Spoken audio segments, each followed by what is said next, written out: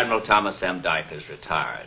Welcome aboard for another of the true stories of the Silent Service.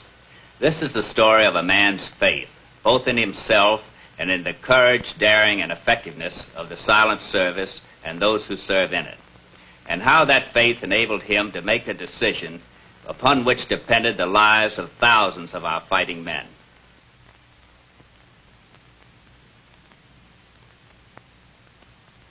The Sea of Japan, October 1943. So strongly protected, so well guarded by the narrow straits affording the only approaches to it, that an unending stream of strategic war materials moved constantly and unescorted across the inviolate, placid waters. Inviolate, did we say? Placid, did we say? Not to the USS Wahoo. But then after she left her mark and started back home, the door to the Sea of Japan slammed shut on the USS Wahoo forever. October 1943. The Pearl Harbor Operations Office of Rear Admiral Charles A. Lockwood, Commander Submarine Force Pacific Fleet.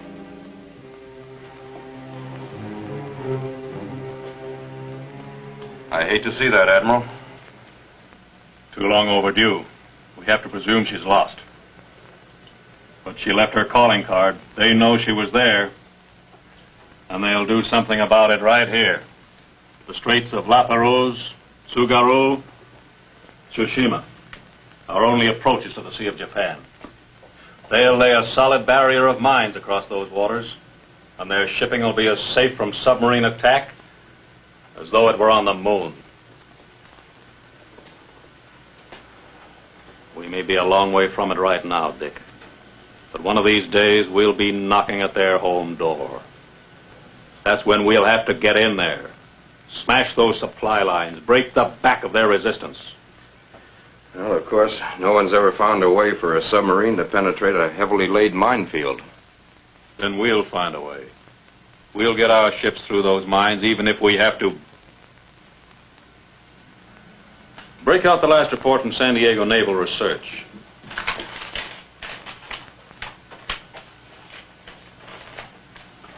Dick, this is a report from the San Diego Naval Research Laboratory. It covers some of the hush-hush gadgets they're working on. One of them's called the FMS, Frequency Modulated Sonar, an attempt at a mine detection apparatus for surface vessels, minesweepers. How far are they going with it? Found it impractical. Effectiveness was nil in disturbed waters. What good is it to us? Maybe it'll work if adapted to a submarine where conditions are different. Maybe work the way we want it to. Those are a lot of maybes, Admiral. Then I'll add one more. Maybe this is the key that'll open the door to the Sea of Japan.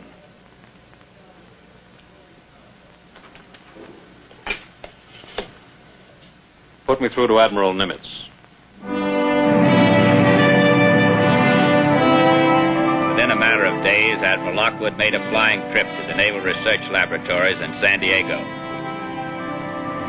For test purposes, the FMS had been installed aboard a small motorboat by Dr. George P. Harnwell, civilian head of the laboratories. This is only a handmade test apparatus, Admiral, purely experimental. But properly developed, it should be accurate enough for all practical purposes. We should be picking up that boat any second. You'll see her first as an irregularly shaped blob on the screen. Yeah, there she is. Note her position. Distance and direction are clearly indicated on the screen. Seems to work well enough on surface ships.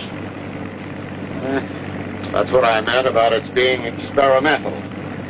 Still far from effective in disturbed surface water. Would it be more effective underwater for use by a submarine?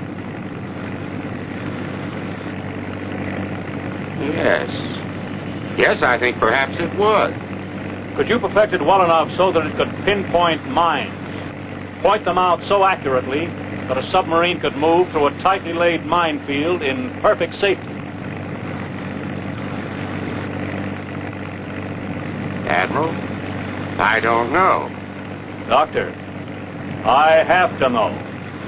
We'll do our best. June 23rd, 1944. The USS Spadefish, first submarine to be equipped with the FMS, headed for a dummy minefield off Pearl Harbor to undergo the maiden test of the new equipment. The tests were very disappointing. Come in.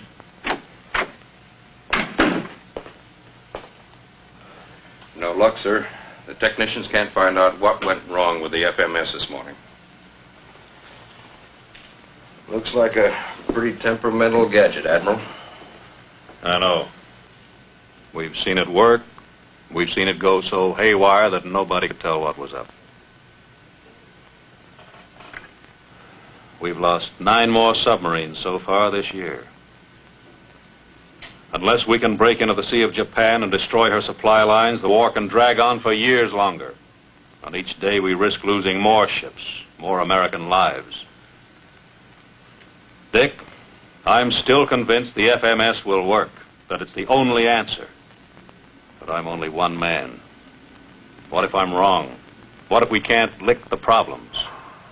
Do I have the right to go ahead, to send even one crew out, depending on this gadget for their lives?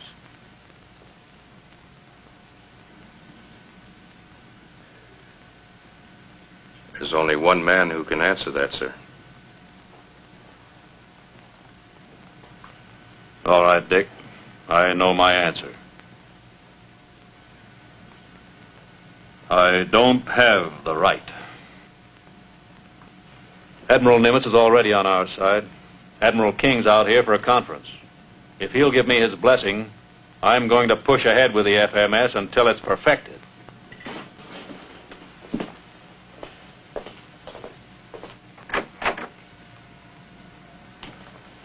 Dick, we're moving west. New headquarters for ComSubPac is going to be on Guam. That's good news, sir. Did Admiral King have anything else to say, sir? Well, he was pretty flattering about our contribution to the Marianas invasion, particularly the wiping out of that troop convoy. Well, that was very kind of him. Did the Admiral have anything else to say, sir? No, I don't believe that he... Oh, yes, there was one other thing. He's given us the green light to go ahead on the FMS. They'll be installed in a wolf pack of submarines. As soon as we're satisfied with them, we can tackle the Sea of Japan. Well, that was very nice of him, sir.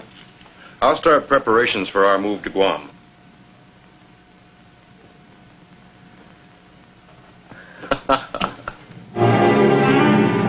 Saipan, March 1945. The USS Tunny, first of the FMS-equipped submarines in the wolf pack assigned to enter the Sea of Japan, arrived to undergo final pre-combat tests.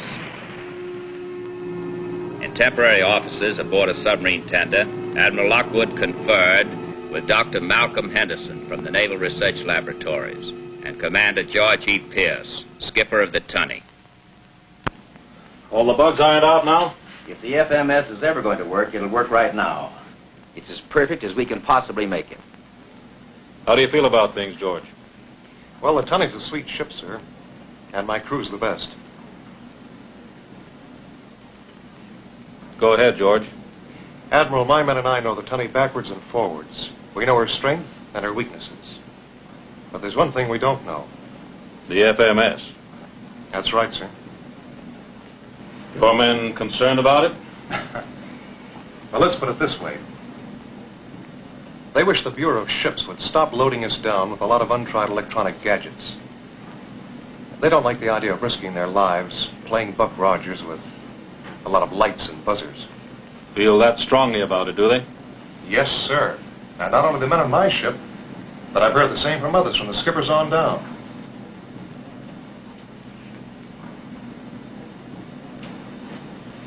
I'm convinced that the FMS can take us into the Sea of Japan without the loss of a single ship or a single man.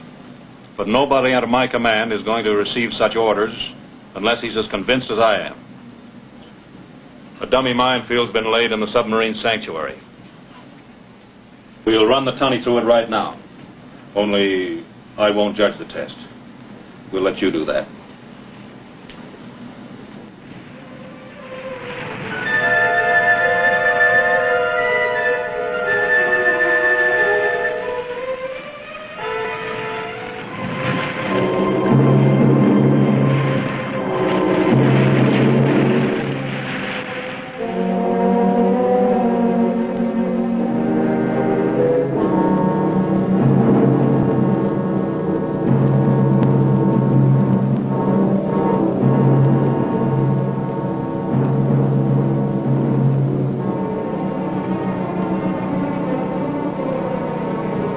Contact. Bearing. Can't make it out, sir. Not coming in too clear. Can't you bring her in? I'm trying to, sir, but I just don't seem to be able to. Now it's gone altogether, sir. Right 5 degrees rudder. Contact. Bearing. You're just jumping all over the screen, sir. Just can't seem to bring her in.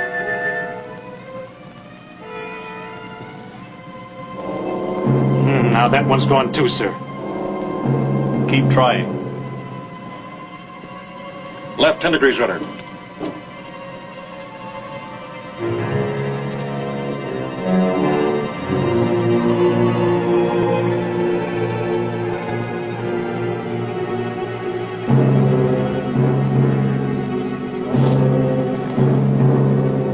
Hour after hour passed as the Tunny made run after run through the dummy minefields.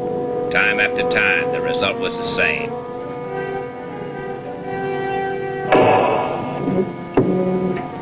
That's the third mine we struck.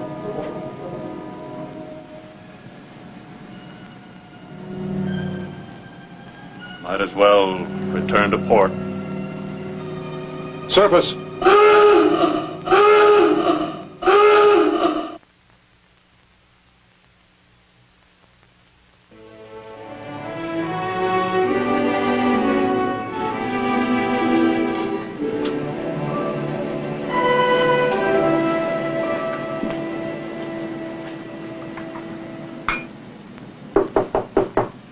Come in.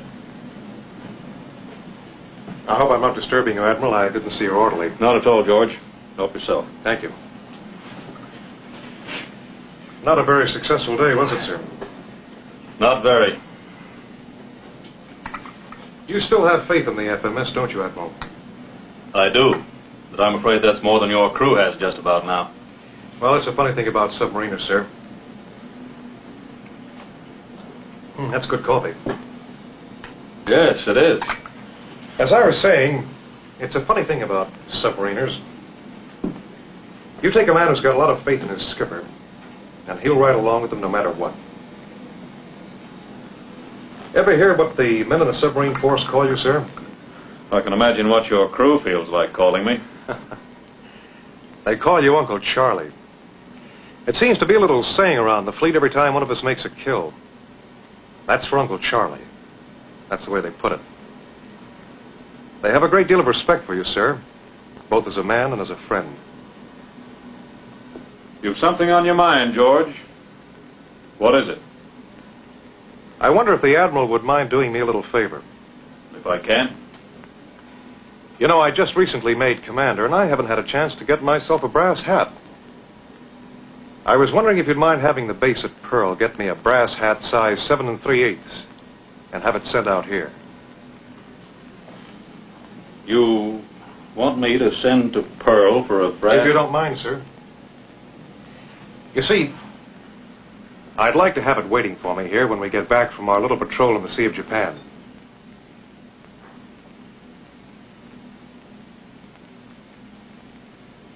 You'll have it. Thank you, sir. Come in. Looks like you found the trouble, Mal. Yes, sir. It wasn't in the set. The FMS was as sound as a dollar. There were a couple of loose connections that were kind of hard to reach. Anytime you want to retest the Tunny, she's ready for you. George, be ready to get underway at dawn. Aye, aye, sir.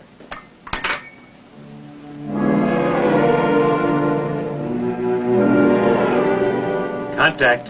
Bearing 350, sir.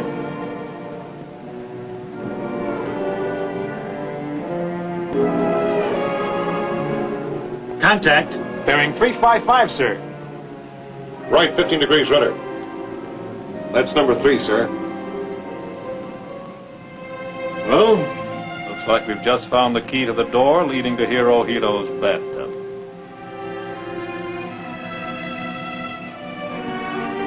Contact. 030, sir.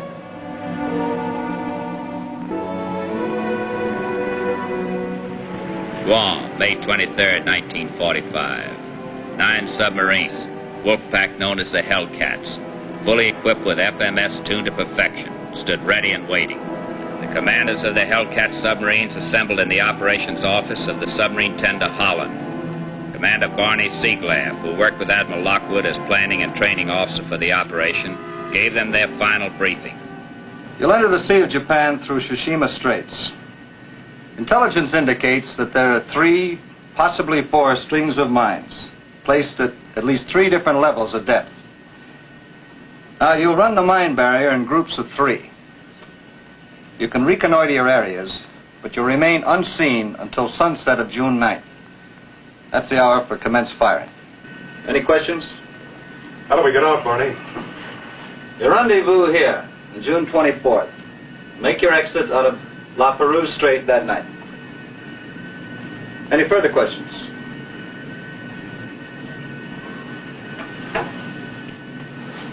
Gentlemen, I've been working on this project for a long time. Today brings all my hopes, my dreams to a climax. I don't have to tell you that I have faith in you, your crews, your ships to carry out this operation. The fact that you're here states that better than I can. I've just one favor to ask. I've never fired one torpedo during wartime in anger at an enemy. Unfortunately, my request to accompany this mission personally has been denied. All I ask of you now is that you fire plenty of them. Not for me, but for everything we're fighting for. Good hunting. God bless you. June 5th, the Tshushima Straits. Quiet, peaceful, placid on the surface. Heavily laden with certain death below.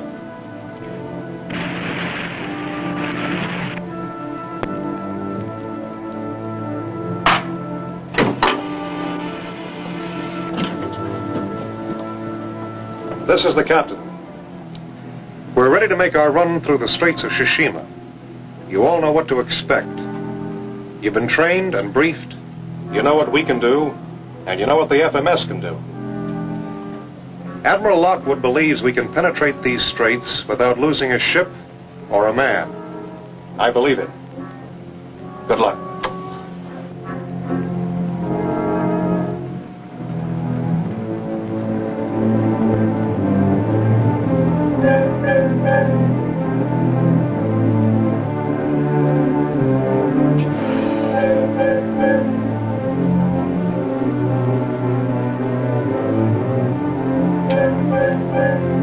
Contact. Bearing. 015, sir. Left 10 degrees rudder.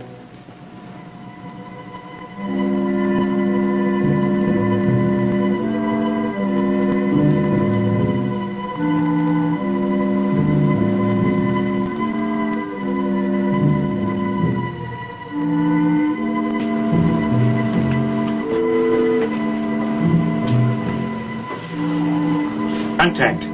Bearing 350, sir. 2 of them, sir. 1 to port and 1 to starboard. And real close. Yeah, they're too close to swing around them. Right 5 degrees rudder. If that FMS is right, and it better be, we've got just about enough room to move between those 2 mines.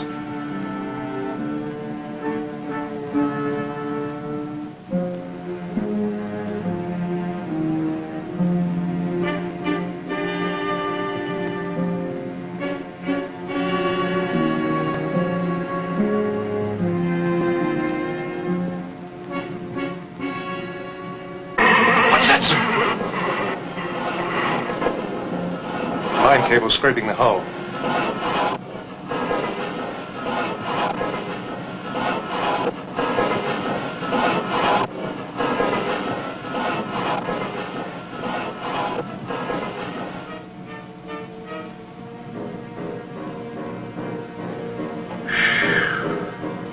Thank you, baby. Thank you. From June the 4th through June the 8th, the Sea of Japan remained as placid, as calm, as apparently inviolate as it had for almost the past 2 years. Then just before sunset on the evening of June the 9th, one by one, the periscopes of the United States submarines broke the surface of the waters of the Sea of Japan.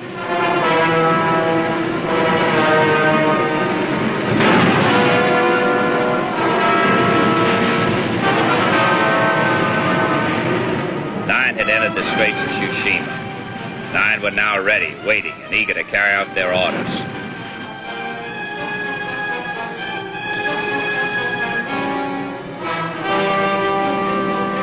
Fire!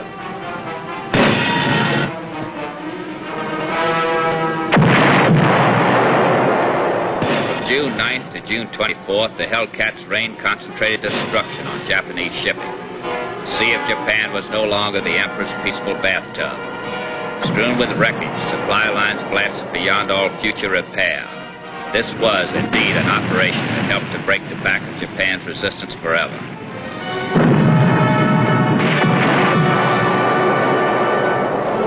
Rendezvous Point, June 24th, La Perouse Strait, and the Hellcats began their exit.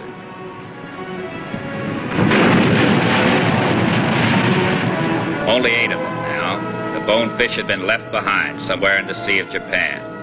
But Admiral Lockwood had kept his word. The bonefish was sunk by enemy action. Not one ship, not one man was lost to enemy mines.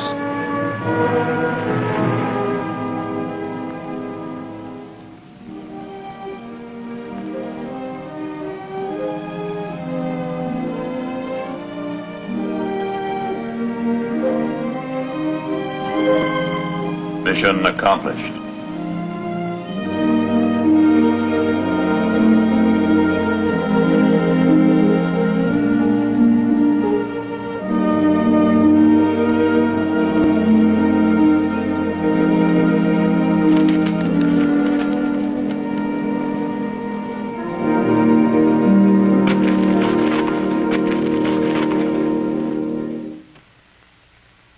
I'll be back in a moment with our special guest.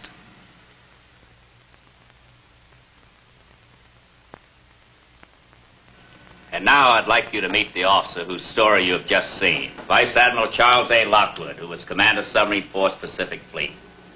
Thanks for the compliment, Tommy. But it's not my story alone. Much credit belongs to the civilian scientists who brought the FMS into being, the members of my staff who worked so hard and long to effect what many considered my harebrained scheme, and the skippers and crews of the Hellcats who carried out the operation so brilliantly. I know I don't have to remind you how tough and at times heartbreaking those long months must have been while you sweated out your dream about the FMS. They had their low moments, moments when I was just about ready to jump overboard. Can you remember if there was any one single thing that helped you to maintain your faith? That's an easy one, Tommy. It was a broom that I never saw again. I'm sure you know the one I mean. Every submariner knows it, Admiral. It was always there, lashed to her periscope when she came back from a successful patrol. The broom worn so proudly by the USS Wahoo, with Mush Morton at her helm. But then I'm not so sure I didn't see it once more. When was that, Admiral? The night I learned the operation had been a success. I was on the quarterdeck of the Holland, looking out to sea, thinking about the gallant ships and men who had given their lives to make possible this crowning success. And somewhere out there in the darkness, I seemed to see the barnacle-encrusted hull of the Wahoo, and the broom was lashed proudly to her periscope above the shattered bridge, signaling well done to the Hellcats. It is not normal for a junior to say well done to a senior, but I know I speak for our audience and all of us who were so fortunate as to serve under you when I say this was a magnificent accomplishment. Thank you, Tommy. Thank you for being with us, Admiral. I hope you will join us again for another true and exciting story of the silent service. Take her down and on goodbye, through the deep blue underneath the ocean. We'll control the ocean wide, from down, down underneath the sea. Take the course for past the word, in the future's yet to be. That we're safe as long as there's a submariner underneath the sea. So rig for dive and take her down, down, go down, down underneath the ocean. Fearless men will find me now, in the deep blue underneath the sea.